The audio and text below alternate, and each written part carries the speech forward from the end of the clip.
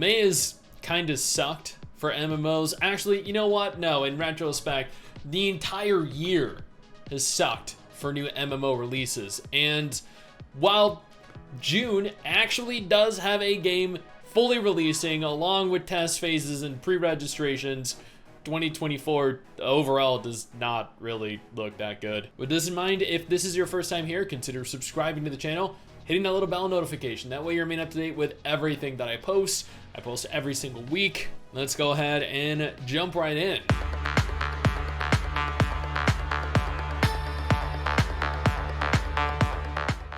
We're going to begin this with Corepunk. Corepunk is a top-down isometric open world action MMO. I've been hyping this game for a while now because I was genuinely excited for it when it was first announced. I enjoyed my time in the previous alpha test. I actually have a dedicated video going over my experience in the alpha test. There were some issues that I had that I hope are remedied in the second alpha. I know numerous changes and alterations have been made to the game. They have suffered a lot of issues and a lot of setbacks over the course of the last few days, ever since they announced they were going to actually roll out their alpha test. However, as of the last 24 hours, the servers have gone live. They posted onto Discord. Well, friends, let's start round 2. We're announcing a new test, which will run from today, May 29th through June 4th, which is actually why we're starting this off with Corepunk, because the test server has been online for 1 day, and I actually have 4 keys to give away for anyone interested in participating. I'll be giving 2 keys away over on our Discord. You can join our Discord by clicking the link down in the description of the pinned comment below. Additionally, I'll be giving away 2 keys over on stream tomorrow on Twitch. You can get the link for that up here or down in the description of the pinned comment as well. Anyone that applied and received a key previously will not be able to enter. As they note here, old keys will not work. They have a brand new launcher as well. The alpha test does end on June 4th, so even after redeeming the keys, you'll have approximately 4 days to play it. Next, we're discussing Dune Awakening, because apparently they have already sent out closed beta test invites, and they're still in the process of sending out closed beta test invites. I don't know how frequent these emails are or how frequently they're sending out these keys, but according to a thread made over on Reddit, you do need to sign an NDA that is included in the email. The test is ongoing, and they will continue to send out keys in batches. The keys in specific will be for Steam.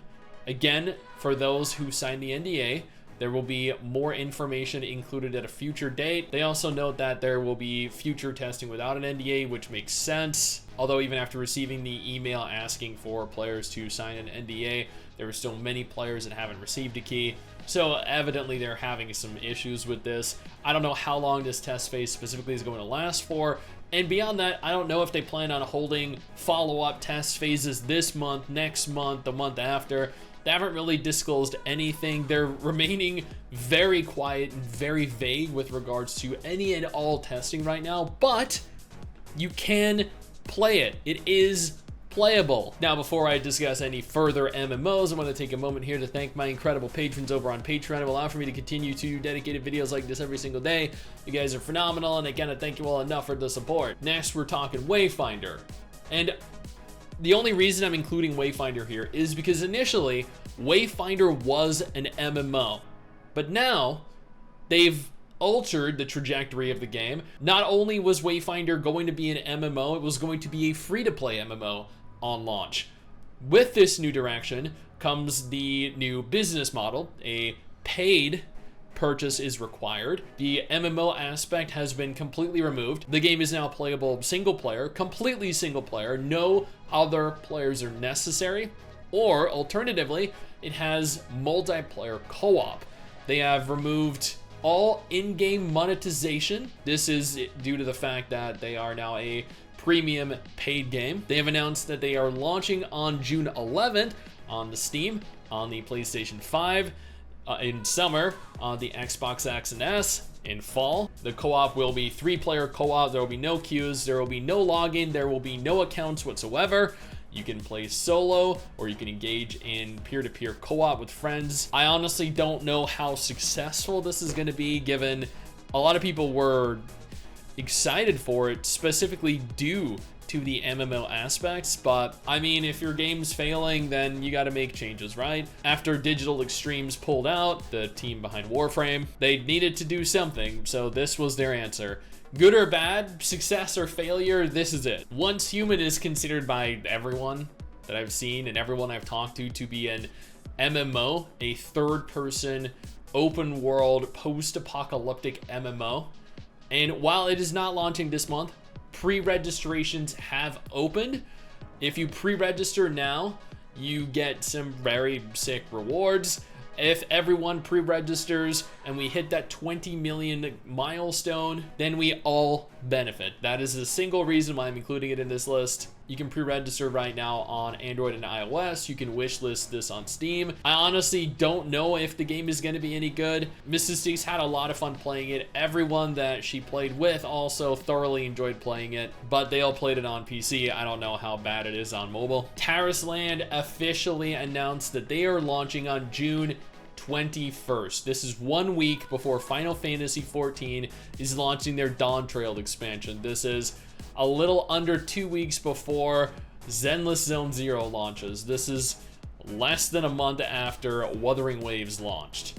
It's finally happening. Tarisland is to launch worldwide on June 21st. Will be available on PC, Android, and iOS. We cannot wait for you to have endless fun in this classic MMORPG. And by classic MMORPG, they mean World of Warcraft if it were playable on mobile, and therefore be accompanied by mobile features, mobile functionality, mobile quality of life improvements. I have a dedicated video on my experience in Tarisland if you're interested on whether or not you should be playing this. Graphically, the game looks really good.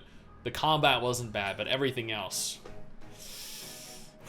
And then speaking of Dawntrail, Dawntrail is releasing on July 2nd, and you're probably like, but STIX, why are you including it in a video specifically catering to MMOs releasing in June? Well, because early access begins on Friday, June 28th, and I guarantee you the vast majority of players all purchased the early access edition, or the edition that was accompanied by the early access bonus, because who wants to wait the additional 4 days to play? No one. Everyone I know, every single person that I have asked is lining up ready to play June 28th. Evidently, June looks like it's going to be a pretty packed month. We have Dawntrail, we have Tarisland, we have Corepunk, we have Wayfinder, lots of stuff to play if you're interested in MMOs. What'll succeed, what'll fail? I mean, honestly, it should be pretty obvious, but either way, it looks like a good month. Now, if none of this is of any interest to you, absolutely no problem. I got you covered with 2 different videos on the screen right now. Maybe more up your alley.